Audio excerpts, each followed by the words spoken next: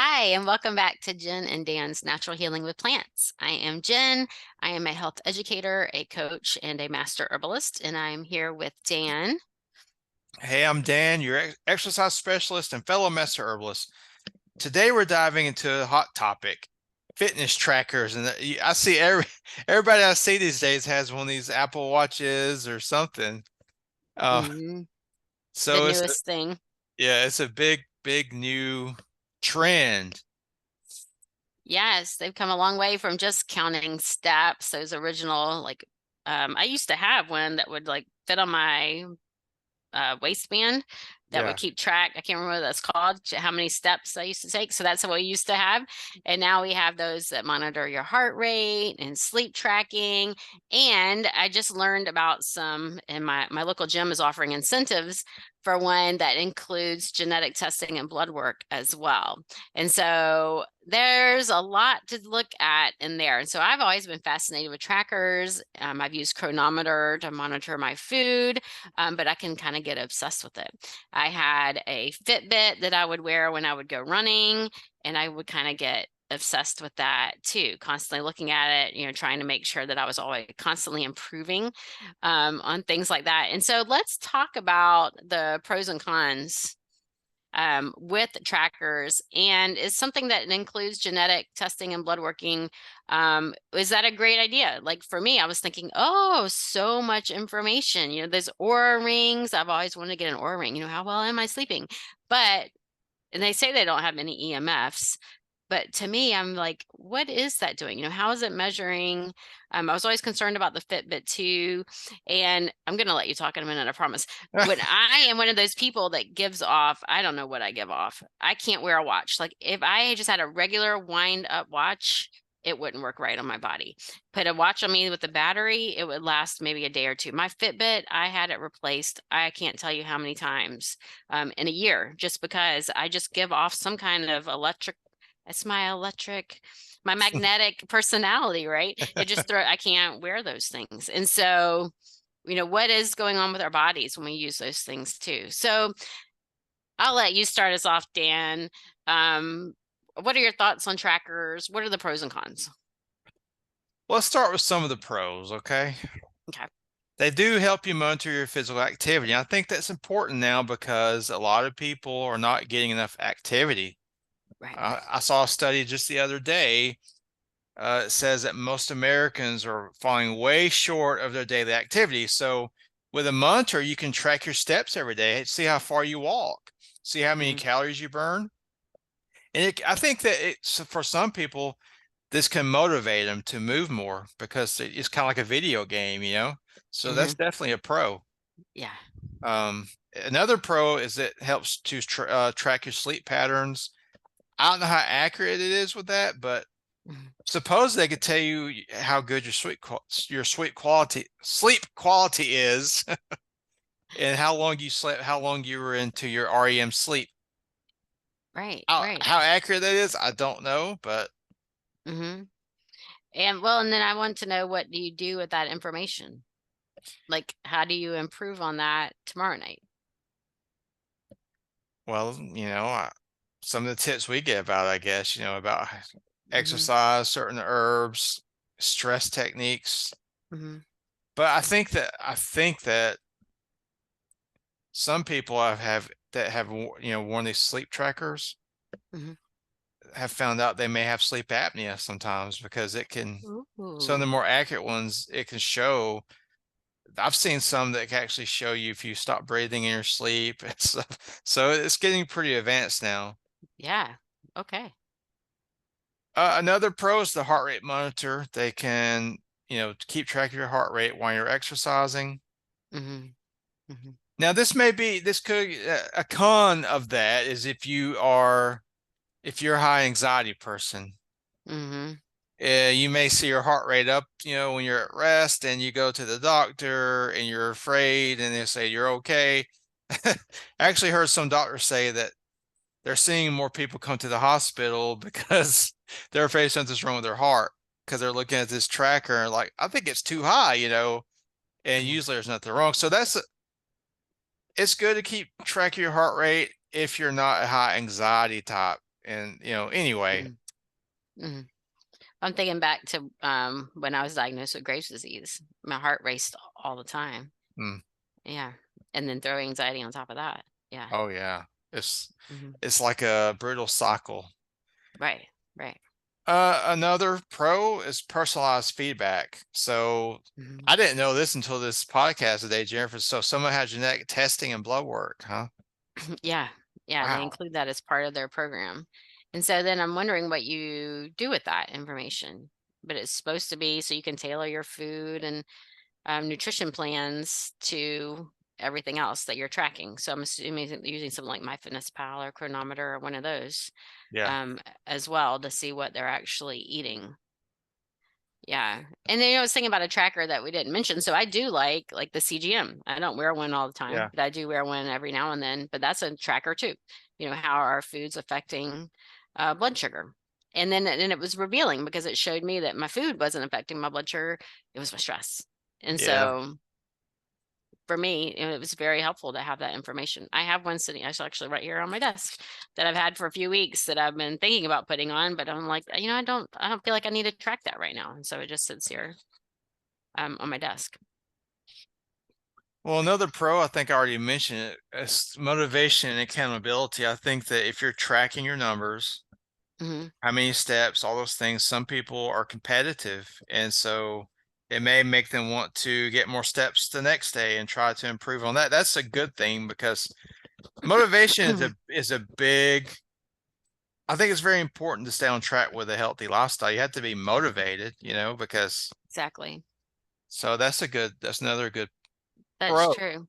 Yeah, most people don't make a change until they realize something's not right. Yeah. Yeah, something's wrong. They get hurt or injured or sick, and then they're like, "Oh, I need to make a change." So being able to see that on a tracker is definitely for me. I mean, and I think that that was one of the things that led to one of my downfalls was I'm so competitive. I was constantly having to do better and better and better and better. And I'm have perfectionist tendencies, and so it was like getting obsessed with the trackers and beating myself every day, like not just doing really great, doing better every day as well. And then so I feel like that can be a useful tool, especially as far as motivation and empowering, but then that can lead to information overload as well. Yeah. Yeah. Yeah. And an obsession with beating your daily numbers because eventually we talk about if you exercise too hard, it can actually start to, cause Yeah. stress problems, run your cortisol levels up. Now you have to exercise a lot to do this, but Hmm. if you're real competitive, like tomorrow I'm gonna walk. Yesterday I did 10,000 steps. Tomorrow I'm gonna do 15,000, and by Friday I'm gonna do 30,000 steps. Some people are actually that way. So That was me. That was me. And yeah, then I was running. So I'd run and I would do interval training where I would run. Oh my gosh, it's like 3/4 of a mile.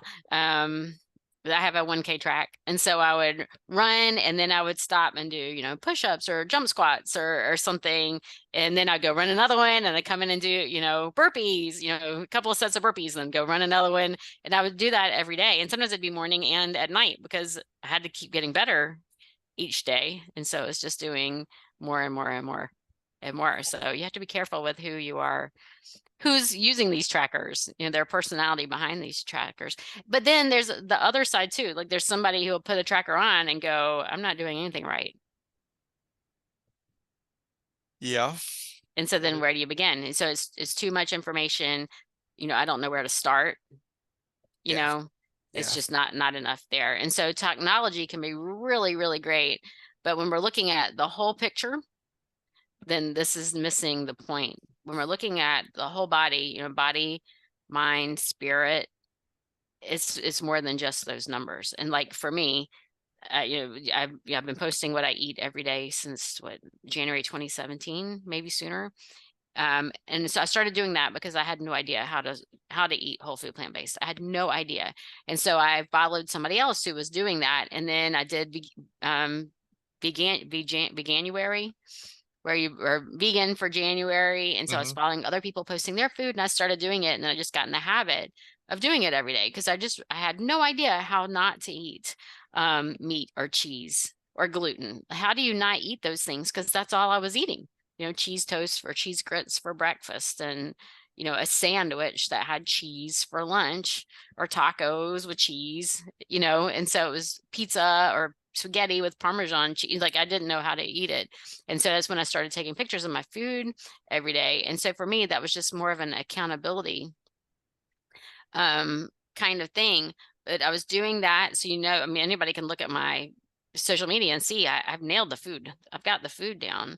And at the time I was working out like crazy, but then I was getting sicker and sicker and more inflamed. And so it's more than just the food and the fitness. We have to work on the mind, and the spirituality of the person. And the trackers miss that.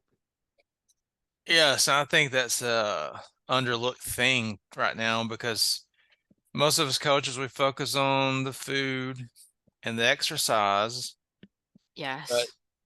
I mean, they're important, but like Jennifer's saying, they're not the most important thing. If you're not happy, if you don't have a strong, uh, actually a social, social isolation now, they're showing social isolation. I think it's as bad for you as smoking cigarettes, I think they're saying now. Yeah, I think so too. So, Yeah. Yeah. and and that's the thing. It's funny. It's how all this is related. How sometimes some of the stuff we teach, it causes social isolation because people don't agree with some of the things that this guy teaches or this coach teaches, and there's a lot of things we have to look at. Social isolation. What about how's your anxiety? Do you have agoraphobia? Some people don't even like to leave their home. See, anxiety and stress are huge. I mean, I don't know anybody in my circle here that doesn't have problems with anxiety and depression. Right. And Right. why is that? It seems to be Right. worse than it ever has been now. I think it Yeah. may be because we're all isolated. I mean, we talk to each other on social media, but how many of us get out and like talk to people in person? Right. Right. And here's another tracker that I forgot to have. So we even have trackers for quote unquote mental health. Like, this one is a EM wave too, for you put it on your ear and you breathe with it, and it helps you slow your breathing to relax. But this is Oh, another one that didn't work for me because I couldn't get it to work. And so huh. I said it's broken, and my husband would try it and it would work for him, and one of my children would try it and it would work for them. And I would be like, why isn't, and so then I would just get angry and angry. And so instead of me calming and breathing, it was, we're gonna get this Ah, to work. And sis. so it's another tracker so obviously that's not the right tool for me. And so there are tools out there that can help, but it's finding something that fits for you too. There's no one size fits all. And so while it sounds amazing to be able to do all this, track your food and track your fitness and get your blood work and monitor everything, we need to do more than just that. Oh, yes. And if if your tracker is making you angry, you don't need to use it. So Exactly. I can't even turn it on anymore. I don't know if it's for me. I'm assuming the uh, battery just died. Yeah, but it's right. You're exactly right. Focusing on community, being with no, and this was a gym that's pushing this one, which is great because if you're going in the gym, then you're probably in there with other people, and you see your other people in there that hopefully you're friendly with and talking to and spending time with and doing things with outside of the gym. But then it's also going out and being with family and finding things that give you joy and a sense of purpose, um, and finding ways to not look at those trackers and taking breaks from those trackers and realizing that you're more than just a number. yes, I think in this day and age we forget that sometimes. And I can assure you, I'm from the old school. You can still get really fit without having an electronic tracker if you don't You don't like need them. any trackers. No. Yes, you don't need any trackers at all. Nope. Yes, yes. And learning to tune in to what your body needs, Hmm. and finding the appropriate exercise for you. Your tracker, I don't know what these trackers do, and maybe they do tell you you need to be doing qigong or restorative yoga Well, that would be instead cool. of instead of training for the next marathon. right? Or 100-mile ride. Yeah. Which is what so many people these days, they just I want to look good in my bikini. Oh yeah. And so, yeah, I would like to look good in a bikini too, but I want to live to be strong and healthy as long as I can and get out and read and see and hear and experience life while I'm walking and still able to run and do yoga and all those things at a ripe old age as well. Yes, we should go for the total package, not just looks. That's why I teach. I mean, we all want to look good, but if you're sick, if you sacrifice your health, it's stupid. Okay. Right. We want to be as healthy as we can be internally, because I'm always talking about internal health, your Yeah. arteries, your heart, your liver, everything. Yeah. The healthier you get on the inside, the better you're going to look on the outside. They Right. go hand in hand. Okay. Right. So, Right. In which I did look at what blood tests were included in this mhm. combination here, and it's not comprehensive testing. It does give some good markers, but it's not comprehensive. And so I don't want it to give people a false hope either. Now if those numbers are off, then definitely need to find ways to improve those. But looking at the whole body and going beyond that as well, and making sure that someone who knows the information can work with you and see you as an individual person and really personalize everything for you is great too.